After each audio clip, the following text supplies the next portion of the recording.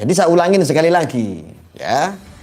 Ketika di mana-mana ini orang para kadrun-kadrun, kadal-kadal gurun dan kadal-kadal keruh kotor, iri dan dengki, suka memframing ketika mau pilkada, pilpres, pilgub. Wow, keren. Mulai rame memframing bahwa nanti pokoknya orang muslim haram hukumnya memilih seorang pemimpin yang kafir. Tolong kafir dengan Nasrani dibedakan dulu deh, supaya akal kita cepat sehat. Antara Nasrani dan kafir bedakan dulu, karena kita orang muslim aja berpotensi kafir. Saya cuma mau pesan, kalau kita suka mengkritik pejabat, mengkritik pemerintah, kalau kita bilang republik ini tidak baik, itu setengah dosa kalian yang tidak mau masuk ke politik. Iya, jadi kalau namanya politik demokrasi itu, kalau yang baik tidak mau masuk, maka yang jahat lebih banyak di dalam. Nah, kalau ditanya apakah kita bisa berhasil atau tidak, saya ingat guru agama saya juga, Pak Rektor, katanya apa?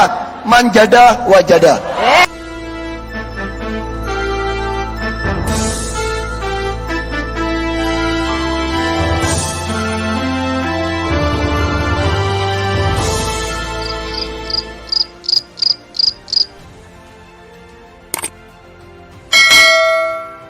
Lucu ketika mau pilkada, mau pilpres, pasti akan membentur-benturkan, mempermasalahkan tentang bahwa tidak boleh kita memilih pemimpin yang non-muslim. Mungkin yang kalian maksud ya Drun, yang kalian maksud lo Drun, rungokno kupingmu. Mungkin seperti ini yang kalian maksud. Memilih pemimpin yang agamanya non-muslim bagi orang muslim haram, tidak boleh. Ya bu, nggak boleh, bener. Asal kamu contohnya memilih pemimpin organisasi Islam seperti Ansor Banser. Gus Yakut seandainya agamanya Kristen, nggak boleh memimpin Ansor dan Banser. Wong Ansor dan Banser itu organisasi Islam. Seandainya Habib Rizik agamanya Hindu, ya nggak boleh. Mosok Habib Rizik mau memimpin FPI, nah, kan gitu, nggak boleh. Tidak diperbolehkan seorang pemimpin yang beragama non-muslim, yo jelas mosok sholat imami agamanya Hindu. Ya aku jadinya kadrun, tidak boleh. Itu yang dimaksud. Kita ini orang-orang bodoh. Yang pintar itu cuma kadrun. Makanya kan kadrun saking pinternya nggak pernah dikasih Allah yang namanya menang. Coba ada perhatikan aja, kadrun apakah pernah menang? Nggak pernah. Apakah kadrun pernah sukses? Nggak pernah sukses. Sampai berjibun-jibun, duduk berderet-deret, promotornya Habib-Habib. Ketika itu niatnya tidak baik, ya Allah tidak ijabah. Bahkan seorang Haji Neno Warisman, ustazah yang sangat sokeh, yang ahli surga, yang mempunyai teman 72 bidadari, itu saja ketika berdoa, ya Allah, tolong menangkan kami ya Allah. Kami takut ya Allah, jika engkau tak menangkan ya Allah, maka tidak ada umat lagi yang menyembahmu ya Allah. Sombong tidak? Ngancam Allah? Betul. Ketika Allah tidak ijabah, Allah tidak kasih menang. Hoak enggak? Terbukti tidak Neno Warisman itu hoak? Hoak. Tahu sampai sekarang walaupun kalah, kalian tetap menyembah Allah. Iya, kalau kalian masih menyembah. Kami sih masih tetap menyembah. Kami masih tetap menyembah Sang Hak. Dan itu sudah jelas. Jadi saya ulangin sekali lagi, ya. Ketika di mana-mana ini orang para kadrun-kadrun, kadal-kadal gurun dan kadal-kadal keruh kotor, iri dan dengki, suka memframing ketika mau pilkada, pilpres, pilgub. Wow, keren. Mulai rame memframing bahwa nanti pokoknya orang muslim haram hukumnya memilih seorang pemimpin yang kafir. Tolong kafir dengan Nasrani dibedakan dulu deh, supaya akal kita cepat sehat. Antara Nasrani dan kafir bedakan dulu, karena kita orang muslim aja berpotensi kafir. Ketika kita tidak sholat saja sudah kafir. Ada menutup kebenaran dari Allah saja kamu sudah kafir. Contohnya seperti Neno Warisman yang mengancam Allah sendiri. Kalau nggak mengasih menang, tidak ada lagi umat yang menyembahnya. Itu sudah kafir itu. Tetapi orang muslim ini, orang Islam ini kan dimudahkan sama Allah. Cukup bersahadat saja, Islam lagi. Asyhadu alla ilaha illallah wa asyhadu anna Muhammadur Rasulullah, Islam. Lu enak toh? Wah, kamu jadi orang kafir tuh gampang kok. Prosesnya tidak ada semenit. kamu jadi Islam lagi. Artinya apa? Allah itu memberikan sesuatu itu yang semua masuk akal dan sangat dimudahkan sama Allah. Nanti ketika saya berbicara seperti ini, bro, pasti saya akan dianggap liberal. Jangankan non-muslim, non-Jawa aja nggak boleh jadi presiden. Sudahlah, Jawa nggak usah sok toleran. Padahal kalian yang paling rasis, licik, suka adu domba orang non-Jawa dan non-muslim. Waduh, iki bawa-bawa Jawa. Wah, ini Sarah ini. Hero ini kamu udah Sarah. Hati-hati ya, kalau komentar jangan bawa-bawa Sarah ya. Akunmu mau cloning, mau apapun itu. Zaman sekarang itu sudah canggih. Hati-hati, nggak boleh bawa-bawa. Kalau mau berkompetisi ya berkompetisi dengan baik. Saya juga tidak berpolitik. Saya hanya berusaha untuk memberikan pandangan-pandangan kepada kadrun, barangkali ini bermanfaat. Ya. Ini Ali komen apa tuh, Ali kita antem gitu nana lili. Ngomong kok. Berarti kalau misalkan nih tiba-tiba orang habis ngaji, tiba-tiba memperkosa orang, berarti sudah jadi kafir. Oh iya, bukan cuma kafir lagi, laknat. Setan genderuwo. Mau balik ngaji mau perkosa lili, otakmu ya mainin ngene wae. Loh yang lain pertanyaannya, lah wong pertanyaan kok. Kalau ada santriwati pulang dari ngaji terus diperkosa terus nanti otakmu kok ngene kok li. Gumun nang ngrasake kowe. Mbok sing udah seger sithik lho, ngene wae di utek. Aku yo pengen ngene padha wae ora terus dapuramu tok. Jadi kita kembali kepada topik dulu ya. Bahwa banyak sekali orang itu yang teriak-teriak mau di musim pilgub atau pilkada atau musim untuk pileg nanti ya, untuk legislatif, untuk pilpres yang lebih besar ya, untuk pilpres ini orang pada lebay. Lebaynya apa? Pasti membawa surat Al-Maidah ayat 5 ayat 51 ya. Tadi itu ya sudah saya bacakan dalam nas, dalam Al-Quran itu bisa saya sebut itu multitafsir. Bagaimana orang ini mau menafsirkan kajian-kajian yang ada dalam nas tersebut. Nah, mereka suka membentur-benturkan dengan surat Al-Maidah ayat 51 yang ini saya bacakan dulu. Ini yang sederhana saja. Ya, mohon dimaklum karena saya bukan seorang pengajar, tetapi saya akan berusaha untuk membukakan sedikit logika-logika para kadrun, termasuk logikanya si Syahril Kadrun. Kowe iki minggat to, Syahril malu-malu nonton yang recoki kok. Ya. Di situ wahai orang-orang yang beriman. Ini seandainya surat Al-Maidah ayat 51. Seandainya ini saya multitafsirkan sesuai dengan tafsiran yang saya tahu. Makanya saya tidak yakin ketika orang gampang menafsirkan. Kenapa? Yang maha benar hanya Allah. Hanya Allah sendiri yang tahu tafsir karena Allah sendiri yang berfirman. Allah sendiri yang maha benar. Tafsir itu yang tahu sendiri 100%, 1000% ya Allah sendiri. Kalau manusia kadang-kadang jual tafsir sesuai dengan kebutuhannya. Bagaimana dengan ordernya? Wahai orang-orang yang beriman. Ini arti daripada surat Al-Maidah ayat 51. Wahai orang-orang yang beriman, janganlah kamu menjadikan orang Yahudi dan Nasrani sebagai teman setiamu. Ya. Saya ulangin sekali lagi. Wahai orang-orang yang beriman, janganlah kamu menjadikan orang Yahudi dan Nasrani sebagai teman setiamu. Sekarang saya tanya kepada saudara-saudaraku di sini. Yang disebut teman setiamu itu apa? Teman setiamu itu siapa? Coba. Oke. Artinya, wahai orang-orang yang beriman, ini surat Al-Maidah ayat 51 yang memperkarakan masalah seorang pemimpin non-muslim. Yang kata kadrun tidak diperbolehkan. Artinya adalah wahai orang-orang yang beriman, janganlah kamu menjadikan orang Yahudi dan Nasrani sebagai teman setiamu. Ya betul. Kalau saya menafsirkan dengan tanda kutip teman setiamu bisa jadi istri. Bisa jadi pasangan halalmu yang seharusnya. Kita tidak boleh mencari pasangan setiamu untuk sehidup semati itu tidak boleh. Yang beragama Kristen contohnya, terus orang Yahudi contohnya. Terus saya subscriber baru nih, saya support channel Gus cepat berkembang, amin. Tenang saja, nonton di sini otomatis semuanya mendapat pahala. Termasuk Habib Syahril nonton di sini, Anda dapat pahala. Kenapa? Uang YouTube-nya sebagian untuk anak yatim piatu. Doanya saja ya. Mudah-mudahan pahala mengalir selalu buat Anda semuanya. Amin. Allahumma amin.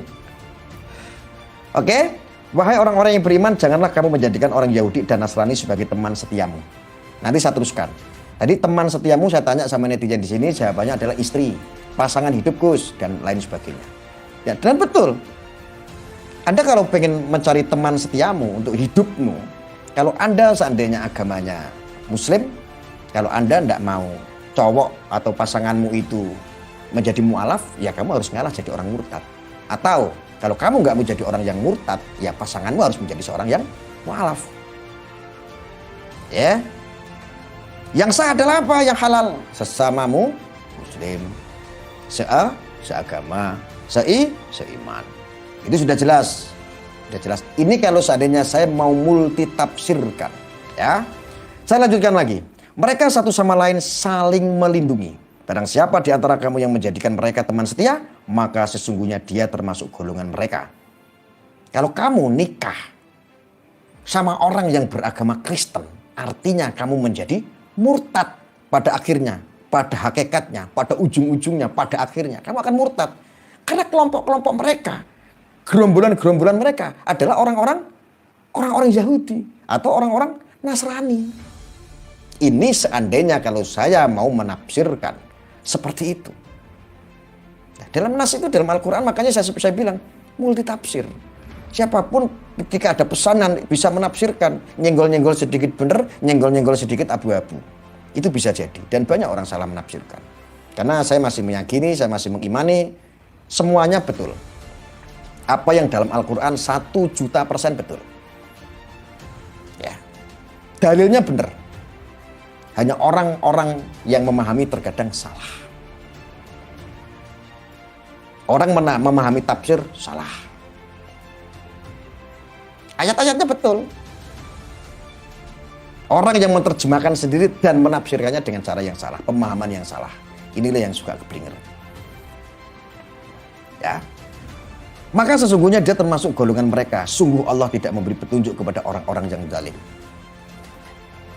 Apakah di sini ada ketentuan bahwa tidak dibolehkan orang Islam memilih seorang pemimpin dalam surat Al-Maidah yang digoreng dari dulu kan surat Al-Maidah ayat 51. Apakah nas itu memutuskan betul hak begitu tidak boleh memilih seorang pemimpin Kristen atau non-Muslim? Tidak ada di sini, saudara. Itu multitafsir bisa jadi. Multitafsir. Dan makanya kalau saya merambah kepada Al-Mawardi yang di abad 5 Masehi, pendahulu kita yang mengikuti dari Syafi'i, itu juga memperbolehkan ketika berbicara untuk berbangsa bernegara. Tetapi itu pun ada posisi tertentu yang diperbolehkan. Contohnya adalah eksekutif. Presiden, ya. Terus gubernur, pergi dulu sana pergilah Syahril, kamu tuh dicuekin aja kok ngambek. Aku lagi ngomong kok, kamu tuh sabar kalau pengen ditanggepin, kamu tuh. Orang tuh kalau pengen interaksi sama artis itu yang sabar gitu loh. Netizen saya itu juga banyak, nggak ngurusin kamu doang. Syahril, dasar rompong. Nggak salah, maaf. Dia Habib kualat ya Allah, ampuni aku ya Allah. Habib-habiban. Enggak gujon aku real Syahril. Gua ini baperan, aku males. Kamu tuh kalau datang ke sini tuh ya jangan pakai bahasa pencot gitu loh. Biasa aja kamu nganter saya kan lumayan. YouTube kamu dapat duit. Setan lu, astagfirullahaladzim ya Allah. Coba teman-teman, ini kamu bisa baca nggak Habib Syahril official? Waduh, pansos ya. Saya dikatakan setan. Enggak, Habib kok kayak gitu ya? Kok Habib kayak gitu ya? Iya, makanya Habib kan nggak beradab ya. Iya, ini. Apa contohnya Rasulullah, kakeknya beliau nggak nyontohin kayak gitu? Astagfirullahaladzim ya Allah, Habib kok kayak gitu sih? Makanya. Bro, aku bingung ya. Astagfirullahaladzim. Apakah dia ngajinya diajarin kayak gini? Enggak tahu. Malu loh orang tuanya kalau ngomong kayak gini. Yang lebih malu nanti kakek. Rasulullah sendiri malu. Ini apa ini? Ya Didik putranya Rasulullah punya cucu kayak begini, astagfirullah. Zuriat loh. Zuriat. Kita nggak bawa zuriatnya loh, cuman aku bilang kalau kamu habib-habiban karbitan. Lalu kayak begini. Aku fake, bukan zuriat dia. Zuriat. Aku.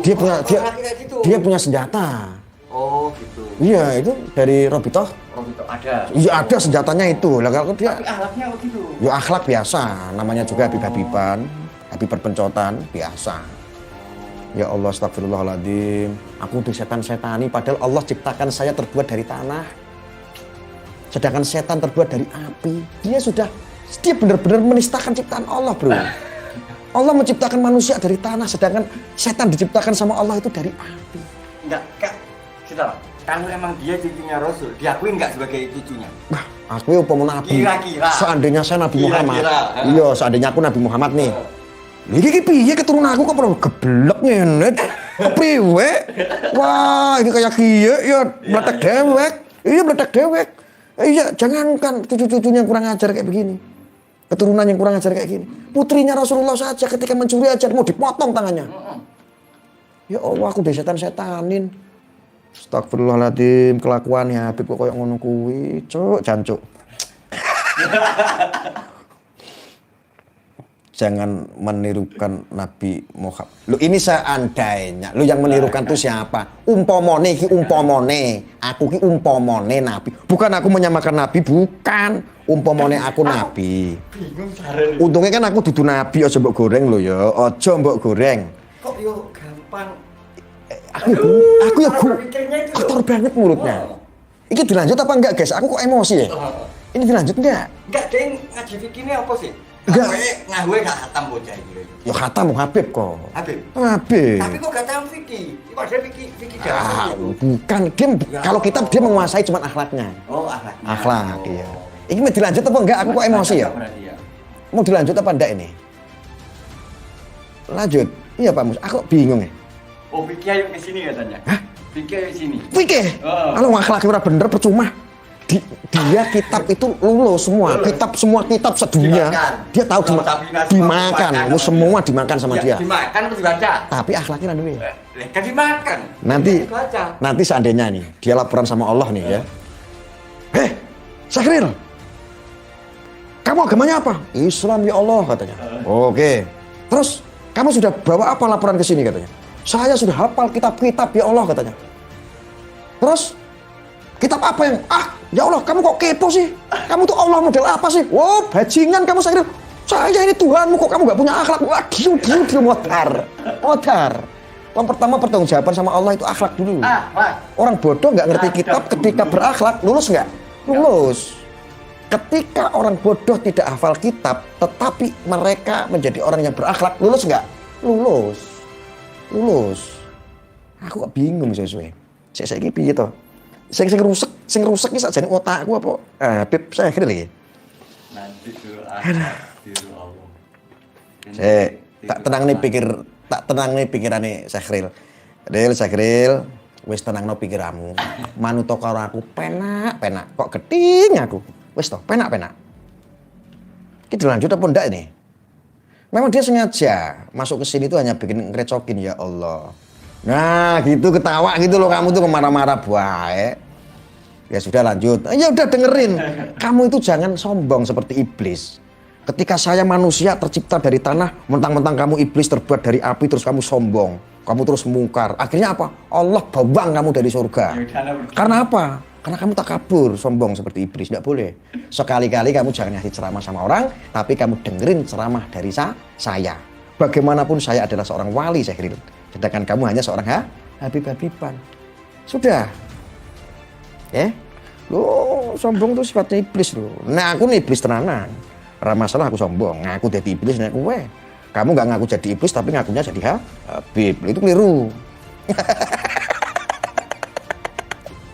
Ampura, Sakril ya. Kok akhlakku kayak gitu ngomong karena aku ngomong bebas, Bib, karena aku ini gus-gusan. Loh, semua orang jadi tanya nih sama pemirsa di sini. Pemirsa tahu nggak kalau saya itu nggak pernah bilang kalau saya gus asli. Saya bilangnya gus-gusan, betul? Betul. Coba teman-teman komentar semua. Oke, siap gus-gusan gitu. Komen semua. Biar dia tahu bahwa aku tuh bukan gus asli. Kalau aku bebas ngomong apa saja. Kalau kamu Habib nggak boleh. Kamu Habib asli kok. Orang barusan cari lagi bilang Gus Karbitan kok. Apa nih? Barusan dia komen kan tadi ada komen dia. Gus Karbitan. Kalau inti itu Gus Karbitan kan. Loh ya aku seneng. Kamu katain kayak begitu seneng. Wajar berarti kan. Kamu bilang aku Gus Karbitan, gus-gusan. Aku seneng dan bangga. Dengan itulah aku bebas berbicara. Ya coba kalau kamu Habib, ngomong itu harus diatur. Akhlak harus dijaga. Susah jadi Habib itu tak kasih tahu. Makanya aku mau. Oke, siap gus-gusan, gue denger. Denger nggak? Ini mereka juga udah tahu semua kalau saya gus-gusan. Nah, dia Habib Karbitan Gus lo, ya toh. Saya ngomong dia lo ya, duduk aku lo ya. Iya, orang lain aja ngomong kalau kamu adalah Habib Karbitan.